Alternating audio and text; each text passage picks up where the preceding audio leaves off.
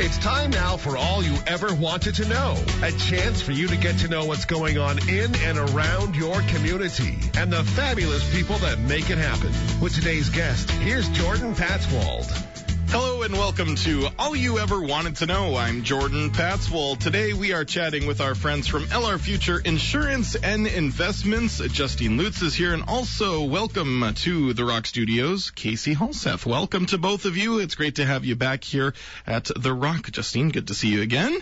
And to be back here, and it was so great to bring someone new and have Lori be on the beach and away. Yeah. So she left us in trust to talk to all you wonderful people. It makes me wonder, is she tuning in online, or is she actually enjoying that vacation and sitting back and having a good time? Well, either way, we are going to be chatting a bit about RRSPs because a big deadline coming up, isn't it, Justine? Yes, February 29th of this year is the last day that you are able to purchase your RRSPs with these venture funds. Okay, now that is huge and important that people get acting sooner than later. I suppose one could be a last-minute person, but you'd hate the calendar to flip by. Boom, it's March, and the opportunity is lost for another 12 months. Well, even too with the fact that the past couple of years, both of these funds have actually sold out early. So even though the deadline to purchase is February 29th, you always want to come in as soon as you want or are interested in these RRSP with the Golden Opportunities or SaskWorks,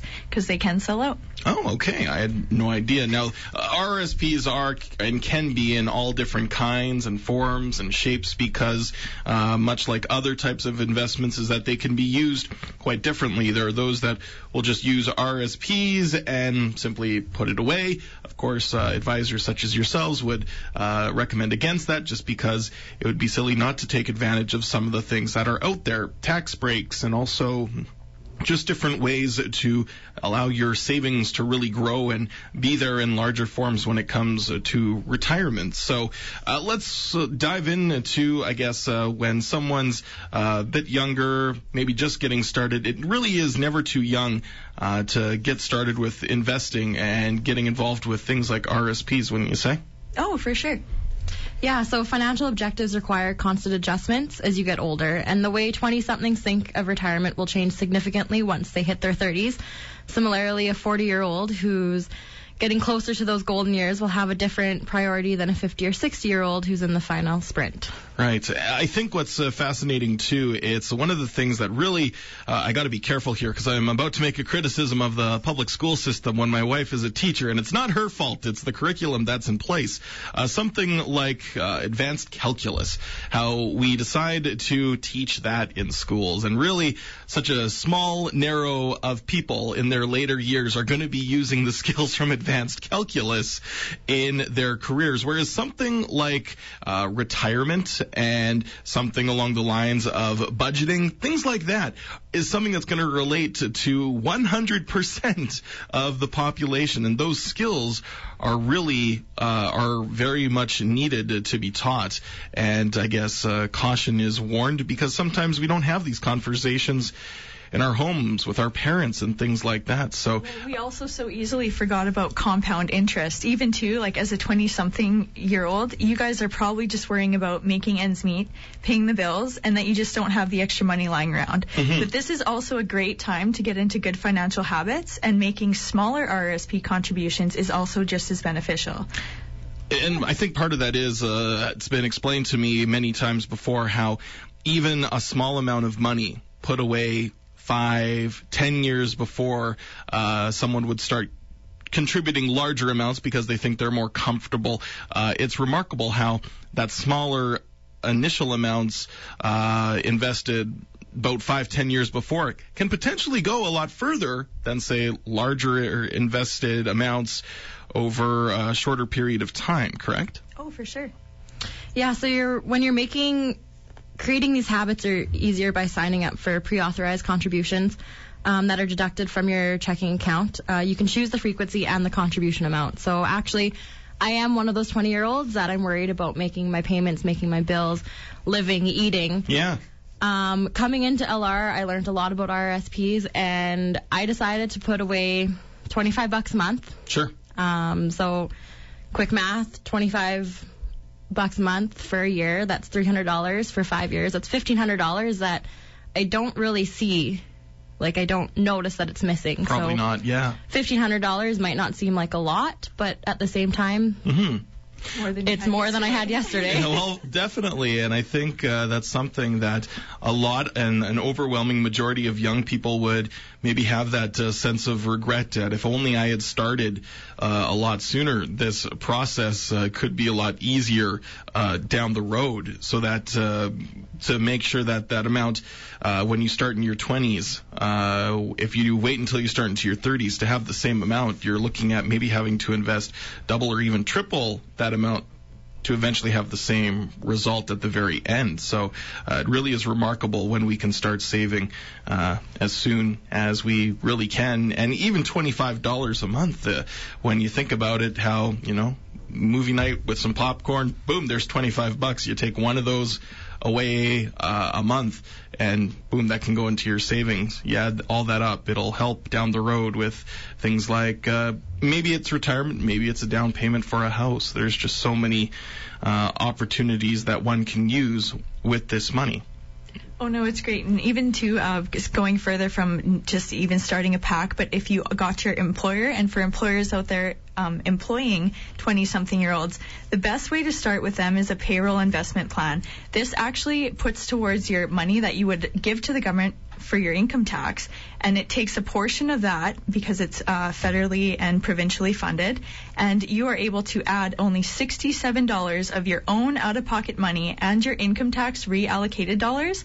$192 is what goes into the fund, but you really only spent $67. It's really great because you see those tax savings right initially off your paycheck. Well, it's cool because just being able to have that extra money around for many different reasons, and I love taking it off a paycheck just because, again, it's something that you don't even realize, and yet, boom, it is there waiting for you when the time comes for whatever you might need it for.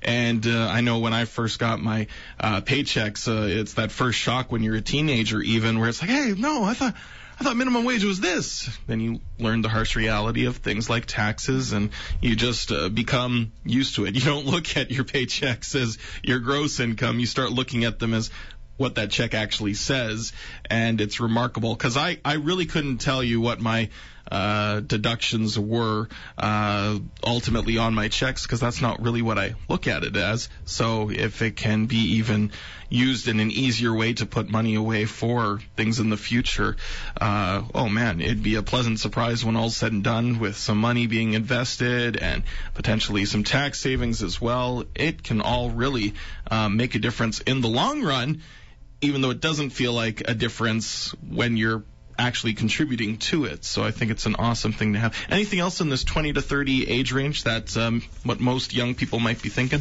Something to also think about, that when you are starting in your 20s, it's great to remember that you are able to use your RRSPs as a home buyer plan. So if you start, and this is something that you see yourself in the future owning a home, start with $25 a month for in your 20s, and you could have a little bit of savings there that you can use tax-free again to buy a home in the future.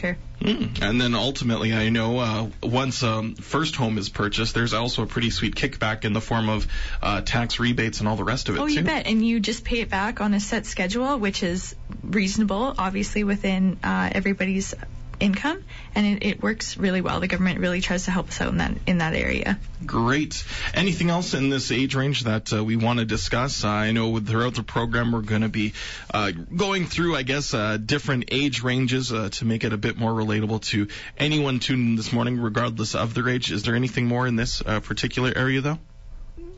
No, not particularly. Okay, not a problem. That's good. Just wanted to check. Again, we're chatting today with Casey Halseth and Justine Lutz of LR Future Insurance and Investments. 783-7737, the number for LR.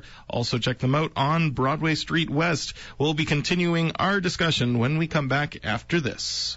You're listening to All You Ever Wanted to Know.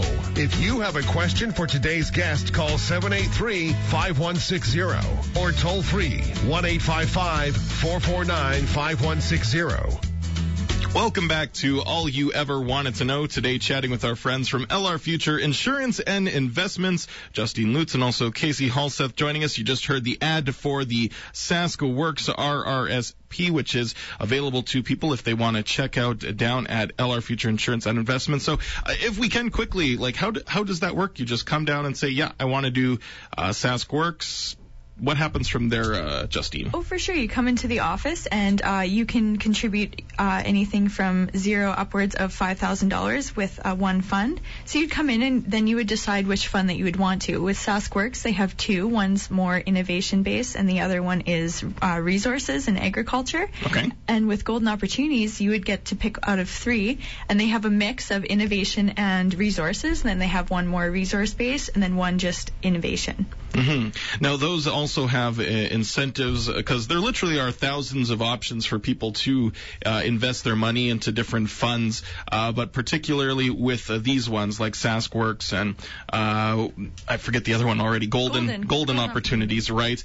There are incentives to get people to invest in them in the form of tax savings, right? Oh, yes. The greatest benefit with these RRSPs is the tax credits that you do receive. It's nothing better than getting a check back from the government. Yeah, and then if you really want to, you can invest that part of it back in as well. So it's all available to people. Again, LR Future Insurance and Investments is where you can go to get either one of those or any sort of financial help that you may need. Now, regarding now people in their older years, we just recapped someone at the start of their careers. Now we're getting into it with how people deal as they get into those middle years. They're maybe starting to get a little scared that, will I actually have enough? If they haven't started already, I guess I better start at it now sooner than later. Take it from there, Justine or Casey, whoever wants to talk about this particular age and what people are going through. Yeah, so at age 40, you kind of believe that you have decades of saving ahead. You've saved for others, and now it's kind of time to save for yourself. When you're 30, you're kind of figuring out how to meet your goals. And in your 40s, you wonder if you're actually hitting their targets and how to make sure that you can stay on track. So The big thing, too, is contributing more during your peak earning years. Like if you earned a little bit extra from a bonus or a raise, it's always nice to want to spend that on other things. But if you do see that increase, it's great to just tuck it away in an RRSP and save for that as well. It's a very good point, just being able to look ahead. And I know sometimes in this 40 to 50 range, kids might be, becoming older in the sense of maybe even coming close to moving out on their own. There might be that extra income there, and also still lots of a career left to be able to do things like a little extra for retirement and being able to live even more freely in those retirement years. Anything else in this particular area? Too, usually people in their 40s or 50s, they may have started a small RRSP years back, or if they forgot about it or aren't contributing to it anymore, you can actually bring that already existing RRSP to Golden or SaskWorks and still receive the tax credit on it as well. So you don't actually have to invest new money. You can just transfer existing money. Okay. Oh, that's something I hadn't realized. So just having that lucrativeness of being able to transfer into one of those investment funds is a great way that people can, again, look at a creative way of maybe having to pay the tax man just a little bit less. Mm-hmm. There's also another great bonus. If you reinvest your tax credits, you can have the opportunity to generate $12,000 in assets from a single $5,000 investment. So this is when your spouse would initially invest $5,000 in Golden, okay, and then the other partner would reinvest $3,700, and if you invest $2,700 elsewhere, like in a TFSA or an RRSP, all those tax credits from those three types of investments, which you are really only investing $12,000, and you will receive about $750 and other areas in tax credits from bundling. Oh, okay. Wow, it's a great deal. Now, again, just want to do a reminder to people, if some of this information is going over your heads a little too quickly, not to worry. They are always able to help you out at LR Future Insurance and Investments and set things right for you in a sometimes a friendlier way, as I sometimes joke, the explain like I'm five method. maybe can't be dumbed down quite that simply, but still simplifying it in more understandable terms is available to you as well if some of the information is going by you. Because I think that's part of it too, is people, they just get scared just because it is a lot of information. Well, and even too, like, people are so unaware of different tax credits and breaks that they have that they just actually don't know that it's out there. There's so many different ways that where you place your money strategically, and you can get a lot back out of it. Right. And I think what happens as well is that when people talk about finances, often many are just so, not necessarily secretive, but just they like to keep it very private. It's not necessarily something that people are having conversations about with friends or even family members. I can't really say growing up I had many conversations with my parents about finances or things like that. I'm more interested now, but back then that just wasn't available. But if we can kind of promote that discussion, I think everyone can be healthier in the long run, because we are seeing some quite sad numbers being released every time there's a poll that talks about a growing number of Canadians who just aren't saving for retirement. I'll just put it this bluntly, is that just what's going to be there from the government, I think we can all tell that's not enough. We have to take care of ourselves in some fashion as well to help supplement those incomes in our later years in life. That is, if we don't want to be working until, well, our last day on this earth, basically. Yeah, well, that's just it too. Just taking control of your own life and your own finances and putting forward a strategic plan in place so that you actually know what you have in 20 years. You know what you have in 30 years, and you don't have that wonder or reason of, am I going to be okay later? Right. So February 29th is the last day for, well, to be able to buy these sorts of things and have them applied onto last year's tax return. Then at that point, it won't be any more until the next tax year around basically comes around. Justine, anything else in this 40 to 50 age bracket, or Casey? Nothing other than the fact that also the discovery process is available. So if you are someone who isn't and doesn't know where they're at with things, could definitely come on down and talk to myself or Lori. Okay, excellent. You're listening to All You Ever Wanted to Know today with our friends from LR Future and Investments. Still another age category we want to get to, and that will be ahead on All You Ever Wanted to Know. You're listening to All You Ever Wanted to Know. If you have a question for today's guest, call 783-5160 or toll free 1-855-449-5160. We're back on All You Ever Wanted to Know today, chatting with Justine Lutz and Casey Halseth of LR Future Insurance and Investments. Big deadline day coming up in, well, just a little less than 3 weeks' time. A deadline for RRSPs, RESPs, everything in there that we want to get out there and let people know to head to LR and get the help that you need to have things connect back to last year and income statements and all the rest of it. They are here to help you out.